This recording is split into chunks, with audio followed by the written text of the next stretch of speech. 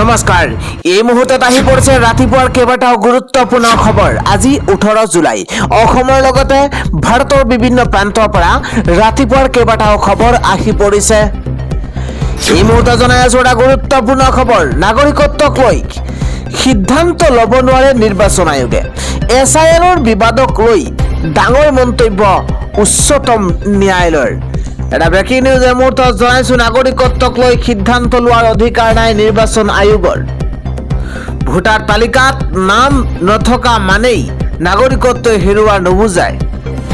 পশ্চিমবংগৰ SIRৰ বিবাদক লৈ ডাঙৰ মন্তব্য কৰিছে উচ্চতম ন্যায়ালয়ে। ভোটাৰ তালিকা পৰীক্ষা আৰু পৰীক্ষণ কৰাটোহে আয়োগৰ কাম। নিৰ্বাচন আয়োগে নাগৰিকত্ব নিৰ্ধাৰণ কৰাৰ কৰ্তৃত্ব নাই। ন্যায়াধিকৰণে কোনো ব্যক্তিৰ নাম SIRত অন্তৰ্ভুক্ত যদি নকৰে তেন্তে নিৰ্বাচন আয়োগে বিষয়টো সংশ্লিষ্ট মন্ত্ৰালয়লৈ প্ৰেৰণ কৰিব লাগিব। মুখ্য ন্যায়াধীশ সূৰ্যকান্ত, ন্যায়াধীশ জয় মাল্য, ন্যায়াধীশ ভি মোহনাৰ বিচাৰপীঠৰ তৰফৰ পৰা এই মন্তব্য। নাগৰিকত্বক লৈ সিদ্ধান্ত লোৱাৰ অধিকাৰ নাই নিৰ্বাচন আয়োগৰ। খবৰটো হৈছে যন্ত্ৰৰ মন্থনত CJPৰ প্ৰতিবাদস্থলীৰ দৃশ্য। সোণম ৱাংচুকৰ অনশন আন্দোলনৰ সমান্তৰালভাৱে চলিছে AISA আৰু AISFৰ প্ৰতিবাদ। আগবাঢ়িছো পৰৱৰ্তী খবৰ। অখিল গগৈয়ে নিৰ্বাচনৰ সময়ত নামঘৰবিলাকত 1.5 লাখকৈ টকা দিয়াৰ পৰিৱৰ্তে মছজিদবিলাকত 3 লাখকৈ টকা দিছিল। কমল মেধিয়ে এইদৰে অভিযোগ উত্থাপন কৰিছে। কমল মেধিয়ে কৈছে যে অখিল গগৈয়ে নিৰ্বাচনৰ সময়ত নামঘৰবিলাকত 1.5 লাখ টকাকৈ দিয়াৰ পৰিৱৰ্তে মছজিদবিলাকত 3 লাখকৈ টকা দিছিল। এই মন্তব্য অভিযোগ কমল মেধিৰ। জনাইছো পৰৱৰ্তী খবৰ। DMK আৰু কংগ্ৰেছৰ মহিলা পৰিষদৰ মাজত প্ৰচণ্ড মাৰপিট। এবাৰ পৰিষদৰ সভাৰ মাজতে সৃষ্টি হৈছে উত্তপ্ত পৰিস্থিতিৰ। আৰু এইদৰে DMK আৰু কংগ্ৰেছৰ মহিলা পৰিষদৰ মাজত মাৰপিটৰ দৰে ঘটনা সংঘটিত হৈছে। ভাৰতত নিষিদ্ধ হ'ব নেকি নামাজ? ৰাষ্ট্ৰপতিলৈ কোনে প্ৰেৰণ কৰিছে পত্ৰ? ভাৰতত সম্পূৰ্ণৰূপে বন্ধ হ'ব লাগে নামাজ। ৰাষ্ট্ৰপতিলৈ এই বিষয় সন্দৰ্ভত পত্ৰ প্ৰেৰণ কৰিছে এগৰাকী হিন্দু ধৰ্মগুৰুৱে। অযোধ্যাৰ তপস্বী চাৱনীৰ পীঠ দৃশ্যৰ জগতগুৰু পৰমহংস আচাৰ্যই ভাৰতৰ নামাজৰ ওপৰত সম্পূৰ্ণ নিষেধাজ্ঞা আৰোপ কৰাৰ দাবী জনাই ৰাষ্ট্ৰপতি দ্ৰৌপদী মুৰ্মুলৈ এখন পত্ৰ প্ৰেৰণ কৰিছে। পৰমহংস আচাৰ্যৰ মতে ইছলাম হৈছে এনে এক উপাসনা পদ্ধতি যিয়ে আন পদ্ধতিসমূহক মষিমূৰ কৰাৰ চেষ্টা কৰিছে। ইয়াৰ উদাহৰণ হিচাপে তেওঁ 1944 চনৰ 16 আগষ্টৰ ডাইৰেক্ট একশ্যন ডে আৰু 1990 চনৰ কাশ্মীৰৰ হিন্দু গণহত্যাৰ কথা উল্লেখ কৰিছে পত্ৰখনত। শেহতীয়াকৈ মৌলানা জৰ্জিছ আনচাৰীয়ে এক বিতৰ্কিত মন্তব্য কৰি দাবী কৰিছিল যে ভগৱান শ্ৰীকৃষ্ণ এগৰাকী মুছলমান আছিল আৰু তেওঁ 5 বাৰকৈ নামাজ পঢ়িছিল।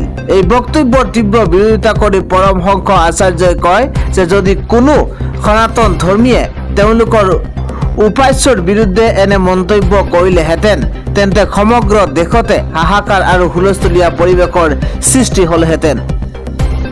সন্তগৰাকীয়ে অভিযোগ কৰি কয় যে হিন্দু দেৱ দেৱীসকলৰ প্ৰতি ধাৰাবাহিকভাৱে আপত্তিজনক মন্তব্য কৰা হৈছে। লাভ জেহাদ, লেণ্ড জেহাদ, ব্যৱসায় জেহাদ আৰু ফিল্ম জেহাদৰ দৰে কাৰ্যকলাপৰ জৰিয়তে হিন্দু অস্তিত্ব সমাপ্ত কৰাৰ এক গোপন এজেণ্ডা চলি থকা বুলি তেওঁ দাবী কৰিছে। এই কাৰণতে তেওঁ ৰাষ্ট্ৰপতিক এই বিষয়ত হস্তক্ষেপ কৰিবলৈ আৰু নামাজ নিষিদ্ধ কৰিবলৈ পত্ৰৰ জৰিয়তে অনুৰোধ জনাইছে। উল্লেখযোগ্য যে জগতগুৰু পৰমহংস আচাৰ্য প্ৰায়ে নিজৰ বিতৰ্কিত মন্তব্যৰ বাবে চৰ্চিত থাকে আৰু ইয়াৰ পূৰ্বে তেওঁ বলিউডৰ অভিনেতা আমিৰ খানৰ 3য় বিবাহক লৈ আপত্তি দৰ্শাইছিল আৰু অভিনেতাগৰাকীক ক্ষতিসাধন কৰাজনক 5 কোটি টকাৰ পুৰস্কাৰ দিয়াৰ কথা ঘোষণা কৰি বিতৰ্কৰ সৃষ্টি কৰিছিল এগৰাকী ধৰ্মগুৰুৱে। আগবাঢ়িছো পৰৱৰ্তী খবৰ। বৰষুণ নামিলেই সাগৰ সদৃশ হয় গুৱাহাটী মহানগৰী, বিশেষকৈ যোৰাবাট। এজাক ধাৰাসাৰ বৰষুণৰ পাছতে পুনৰ ভয়ংকৰ ৰূপ লৈছে যোৰাবাটৰ পৰিস্থিতিয়ে। ৰাজপথতে এককাল পৰ্যন্ত পানী পৰিলক্ষিত হৈছে। এজাক ধাৰাসাৰ বৰষুণৰ পিছতে পুনৰ ভয়ংকৰ ৰূপ লৈছে কৃত্ৰিম বানৰ খবৰত পৰিছে যোৰাবাট। নেৰানেপেৰা বৰষুণৰ ফলত যোৰাবাটৰ ৰাষ্ট্ৰীয় ঘাইপথৰ 9 মাইল আৰু 10 মাইল এলেকাত এক ভয়ংকৰ বান পৰিস্থিতিৰ সৃষ্টি হৈছে আৰু যাৰ ফলতেই সাধাৰণ পথচাৰী আৰু বাহন চালকৰ সমস্যাৰ সন্মুখীন হৈছে। জানিব পৰা মতে বৰষুণৰ পিছতে যোৰাবাটৰ উৰণ সেতুৰ তলৰ ঘাইপথছোৱা সম্পূৰ্ণৰূপে বানপানীত বুৰ গৈছে। একাটোৰ পৰা এককাললৈকে পানী। উৰণীয়া সেতুৰ তলৰে যোৱা পথছোৱাত সকলো ধৰণৰ যাতায়াত সম্পূৰ্ণৰূপে বন্ধ হৈ পৰিছে। ইফালে উৰণীয়া সেতুৰ ওপৰেৰে গুৱাহাটী, শ্বিলং আৰু উজনি অসম অভিমুখে বাহনসমূহৰ চলাচল অব্যাহত আছে যদিও তীব্ৰ যান জঁটৰ সৃষ্টি হৈছে বুলি জানিব পৰা গৈছে। বিশেষকৈ সেতুৰ তলৰ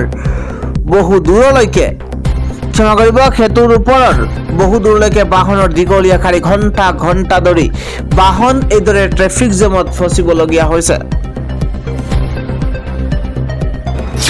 জনাইছো পৰৱৰ্তী খবৰ। ভাৰতৰ মুছলমানক আৰু কৰিব নোৱাৰিব অত্যাচাৰ। 24 জুলাইত জুমাৰ নামাজ কৰিয়েই লাখ লাখ মুছলমানে কঁপাব দিল্লী। এই মুহূৰ্তত এটা ডাঙৰ খবৰ জনাইছো। 24 জুলাইত ভাৰতৰ মুছলমানৰ শক্তি দেখিব সমগ্ৰ বিশ্বই। জুমাৰ নামাজ আদায় কৰিয়েই একত্ৰিত হ'ব লাখ লাখ মুছলমান। দেশৰ মুছলমানে আৰু সহ্য নকৰে হাৰাশাস্তি, অত্যাচাৰ। দিল্লীত একত্ৰিত হ'ব দেশৰ সকলো শক্তিশালী মুছলমান নেতা আৰু ধৰ্মগুৰু। সকলো মুছলমান সংগঠনৰ নেতা একত্ৰিত হ'ব দিল্লীত। একত্ৰিত হ'ব সকলো মুছলমান ধৰ্মগুৰু, উলেমা, মৌলবী। ভৱিষ্যতে মুছলমানৰ ওপৰত অত্যাচাৰ হ'বলৈ নিদিয়াৰ হুংকাৰ। মছজিদ মাদ্ৰাছাত চলা বুলডোজাৰ একশ্যনৰ বিৰুদ্ধে হ'ব সিদ্ধান্ত। বৈঠকত বহিব সকলো মুছলমান সংগঠনৰ নেতা, ধৰ্মগুৰু। মুছলমানক হাৰাশাস্তি নকৰিবলৈ চৰকাৰলৈ প্ৰেৰণ কৰা হ'ব বিশেষ দাবী। কেৱল মুছলমানক টাৰ্গেট কৰি চৰকাৰে ল'ব নোৱাৰিব সিদ্ধান্ত। ডাঙৰ খবৰ। ভাৰতৰ মুছলমান দুৰ্বল নহয় বুলি চৰকাৰক সকিয়নি। 24 জুলাইত দিল্লীত একত্ৰিত হ'ব মুছলমান। আজমেৰ শ্বৰীফ দৰগাহৰ প্ৰাক্তন সম্পাদক সৈয়দ খৰৱাৰ সৃষ্টিৰ ঘোষণা। দেশৰ মুছলমানে আৰু সহ্য নকৰে হাৰাশাস্তি আৰু অত্যাচাৰ। পৰৱৰ্তী খবৰ। 7.4 প্ৰাবল্যৰ প্ৰচণ্ড ভূমিকম্পত হাহাকাৰ লাগিছে। এই মুহূৰ্তত ছুনামিৰ এলাৰ্টো জাৰি কৰা হৈছে। ডাঙৰ খবৰ, উদ্বেগজনক খবৰ এই মুহূৰ্তত জনাইছো। জাৰি কৰা হৈছে ছুনামিৰ হাই এলাৰ্ট। সুৰক্ষিত স্থান বিচাৰি হাজাৰ হাজাৰ লোক ওলাই আহিছে ঘৰৰ পৰা। ভূমিকম্পৰ ফলত বাজি উঠিছে চাইৰেন। মেক্সিকোত 7.4 প্ৰাবল্যৰ প্ৰচণ্ড ভূমিকম্প। অনুমান কৰক কিদৰে ভূমিকম্পৰ জোকাৰণি অনুভূত হৈছে। পুয়েৰ্টো মাডেৰোত ভূমিকম্পৰ ফলত বিস্তৰ ক্ষতিসাধনৰ আশংকা। অভিকেন্দ্ৰ 300 কিলোমিটাৰ এলেকাত ছুনামিৰ প্ৰভাৱৰ আশংকা প্ৰকাশ কৰা হৈছে। যিকোনো মুহূৰ্ততেই আহিব পাৰে ক্ষয়ক্ষতিৰ খবৰ। 7.4 প্ৰাবল্যৰ প্ৰচণ্ড ভূমিকম্পত হাহাকাৰ অৱস্থাৰ সৃষ্টি হৈছে। জনাইছো পৰৱৰ্তী খবৰ। ইৰাণে ল'লে প্ৰতিশোধ। বেলিষ্টিক মিছাইলেৰে US বিমান ধ্বংস ইৰাণৰ। জৰ্ডানত এই মুহূৰ্তত হাহাকাৰ। এটা ডাঙৰ খবৰ এই মুহূৰ্তত। আমেৰিকাই ইৰাণত কৰা ধাৰাবাহিক আক্ৰমণৰ প্ৰতিশোধ। এবাৰ ড্ৰোন বেলিষ্টিক মিছাইলেৰে US বিমানত আক্ৰমণ ইৰাণৰ। জৰ্ডানত থকা আমেৰিকাৰ সামৰিক বিমানত আক্ৰমণ কৰিছে ইৰাণে। জৰ্ডানৰ সেনাই ধ্বংস কৰিছিল ইৰাণৰ মিছাইল আৰু আমেৰিকাক জৰ্ডানে সহায় কৰাৰ পিছতে প্ৰতিশোধ ইৰাণৰ। সিৰিয়াত থকা আমেৰিকাৰ স্পেচিয়েল কমাণ্ড চেণ্টাৰতো আক্ৰমণ চলাইছে ইৰাণে। আমেৰিকাৰ প্ৰতিটো আক্ৰমণৰ প্ৰত্যুত্তৰ দি গৈছে ইৰাণে। আমেৰিকান সেনাৰ ঘাটি থকা প্ৰতিখন দেশকে টাৰ্গেট কৰিছে ইৰাণে। আমেৰিকাই ইৰাণত কৰা ধাৰাবাহিক আক্ৰমণৰ প্ৰতিশোধ। পৰৱৰ্তী খবৰ, ৰাজ্যৰ হাজাৰ হাজাৰ যুৱক যুৱতীলৈ বৃহৎ অফাৰ হিমন্ত বিশ্ব শৰ্মা চৰকাৰৰ। ব্যৱসায় কৰি স্বাৱলম্বী হ'ব খোজা যুৱক যুৱতীলৈ সোণালী সুযোগ আহি পৰিছে। এটা ভাল খবৰ এই মুহূৰ্তত জনাইছো, চৰকাৰী অনুমতি নোলোৱাকৈয়ে স্থাপন কৰিব পাৰিব উদ্যোগ। আবেদন কৰিয়েই ক্ষুদ্ৰ উদ্যোগৰ কাম কৰিব পাৰিব, আৰম্ভ কৰিব পাৰিব। এবাৰ 3 বছৰলৈ চৰকাৰৰ অনুমতি নোহোৱাকৈয়ে গঢ়িব পাৰিব উদ্যোগ। ইণ্ডাষ্ট্ৰিয়েল এলেকাত অনুমতি নোহোৱাকৈয়ে গঢ়িব পাৰিব ক্ষুদ্ৰ উদ্যোগ।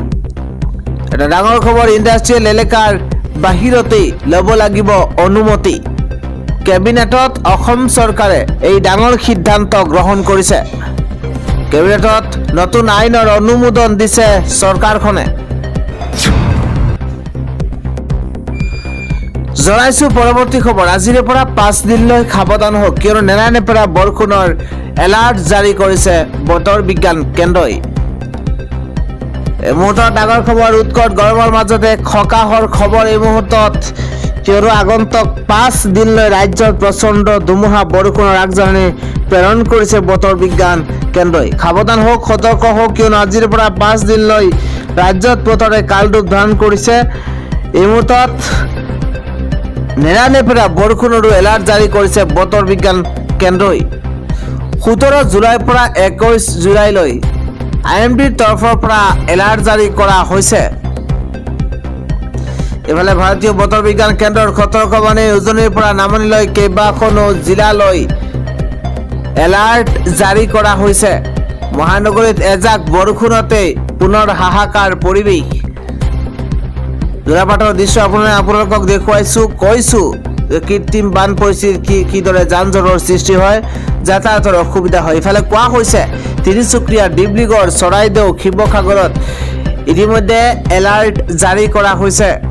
মাজুলী, যোৰহাট, শিৱসাগৰ, ধেমাজি, লখিমপুৰ, বিশ্বনাথ, শোণিতপুৰ, কাৰ্বি আংলং, পশ্চিম কাৰ্বি আংলং, হোজাই, নগাঁও, মৰিগাঁও, ওদালগুৰি, দৰঙত এলাৰ্ট জাৰি কৰা হৈছে। প্ৰচণ্ড ধুমুহাৰ, ক্ষমা কৰিব, প্ৰচণ্ড বৰষুণৰ এলাৰ্ট জাৰি কৰা হৈছে কেইবাখনো জিলাত। ইফালে উল্লেখ কৰা হৈছে কামৰূপ মেট্ৰ' আছে, বঙাইগাঁও, কামৰূপ, বৰপেটা, বাক্সাও আছে। এই কেইবাখনো জিলাত প্ৰচণ্ড বৰষুণৰ আগজাননী প্ৰদান কৰা হৈছে আগন্তুক 5টা দিনত। আগবাঢ়িছো আন এটা পলিটিকেল খবৰ, সদনত কংগ্ৰেছৰ ভূমিকাক লৈ সৰব হৈ পৰিছে জ্যেষ্ঠ নেতা দেৱব্ৰত শইকীয়া। খিলঞ্জীয়াৰ উচ্ছেদক লৈ দুৰ্বল স্থিতি লোৱাৰ অভিযোগ উত্থাপন হৈছে পত্ৰযোগে ৱাজেদ আলী চৌধুৰী, গৌৰৱ গগৈ, জয়প্ৰকাশ দাসলৈ লিখিত অভিযোগ। পৰৱৰ্তী খবৰটো হৈছে জুবিন গাৰ্গ হত্যাৰ গোচৰৰ বিচাৰ প্ৰক্ৰিয়া। ৰেহাই বিচাৰি ফাষ্ট ট্ৰেক আদালতত মুখ থেকেচা খাইছে 7গৰাকী অভিযুক্তই। গুৱাহাটী উচ্চ ন্যায়ালয়ৰ দ্বাৰস্থ হৈ পৰিছে সন্দীপন গাৰ্গ। পুনৰ 21 জুলাইত উচ্চ ন্যায়ালয়ত হ'ব শুনানি। গোচৰটো অন্য আদালতলৈ স্থানান্তৰ কৰিবলৈ উঠি পৰি লাগিছে সিদ্ধাৰ্থ শৰ্মা। 29 জুলাইত সৰ্বোচ্চ ন্যায়ালয়ত শুনানিৰ বাবে তালিকাভুক্ত আবেদনখন।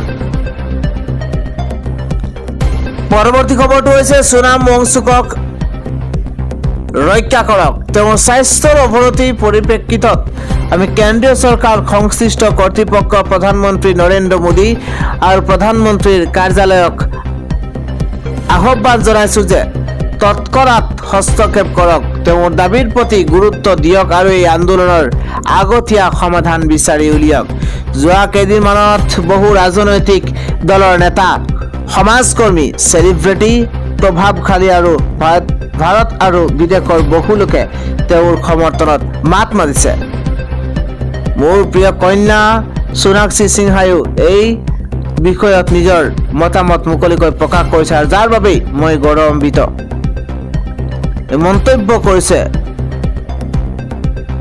শত্ৰুঘ্ন সিনহাই। ইফালে দীপলিনা ডেকাৰ তৰফৰ পৰা মন্তব্য, আজি যদি আমি সোনম ৱাংচুক ডাঙৰীয়াৰ দৰে এজন ব্যক্তিক এনেদৰে অৱহেলা কৰোঁ, তেন্তে ভৱিষ্যতে আমাৰ শিক্ষাৰ্থীসকল আৰু শিশুসকলৰ অধিকাৰৰ বাবে কোনে থিয় দিব? আমাৰ ভৱিষ্যত প্ৰজন্মৰ সুৰক্ষিত ভৱিষ্যতৰ বাবে কোনে দায়িত্ব ল'ব? মই ভগৱানৰ ওচৰত সোনম ৱাংচুক ডাঙৰীয়াৰ সুস্বাস্থ্য আৰু দীৰ্ঘায়ু কামনা কৰিছোঁ। মই আশা কৰোঁ চৰকাৰে অতি সোনকালে এই বিষয়টোত ইতিবাচক পদক্ষেপ গ্ৰহণ কৰিব, যাতে ভৱিষ্যতে কোনেও নিজৰ প্ৰাপ্য বিচাৰি এইদৰে নিজৰ জীৱন বিপদাপন্ন কৰিবলগীয়া নহয়। আমাৰ চৰকাৰ বা ৰাষ্ট্ৰ নিজৰ কাম কাজত ইমানো ব্যস্ত হৈ পৰিব নালাগে যে দেশৰ বিবেকস্বৰূপ এজন মানুহৰ কথা শুনিবলৈ তেওঁলোকৰ হাতত সময় নাই। চৰকাৰে তেওঁলোকৰ কণ্ঠস্বৰ শুনা উচিত। এইদৰে মন্তব্য কৰিছে কণ্ঠশিল্পী দীপলিনা ডেকাই। পৰৱৰ্তী খবৰ, সেনাৰ কনভয়ত VLAৰ ভয়ংকৰ আক্ৰমণ, নিহত হৈছে 45 গৰাকীকৈ জোৱান। VLAৰ ভয়ংকৰ আক্ৰমণত তছনছ হৈ পৰিছে সেনাৰ কনভয়, নিহত হৈছে 45 গৰাকীতকৈও অধিক জোৱান। পাকিস্তানী সেনাৰ ওপৰত বেলুচিস্তান লিবাৰেশ্যন আৰ্মীৰ আটাইতকৈ ডাঙৰ আক্ৰমণ। বেলুচিস্তানৰ অশান্ত মস্কং জিলাৰ খাদাকুছা অঞ্চলত এই আক্ৰমণ সংঘটিত হৈছে, য'ত 45 গৰাকীৰ মৃত্যু হৈছে। পৰিস্থিতি চম্ভালিবলৈ অহা অতিৰিক্ত সেনাবাহিনীৰ ওপৰতো বেলুচ আৰ্মীৰ আক্ৰমণ।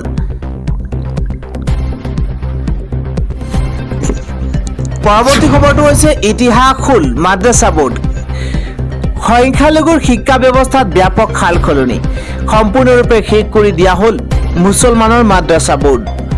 আজিৰে পৰা বিলুপ্ত হ'ল মাদ্ৰাছা বোৰ্ডৰ সকলো ক্ষমতা।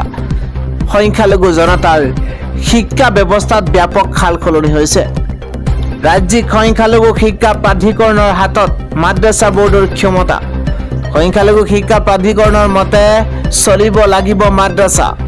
মাদ্ৰাছাৰ পৰিৱৰ্তে সংখ্যালঘু শিক্ষাৰ্থীক উন্নত শিক্ষা প্ৰদানৰ পক্ষত চৰ। আজিৰে পৰা উত্তৰাখণ্ডত বিলুপ্ত কৰা হ'ল মাদ্ৰাছা বোৰ্ড।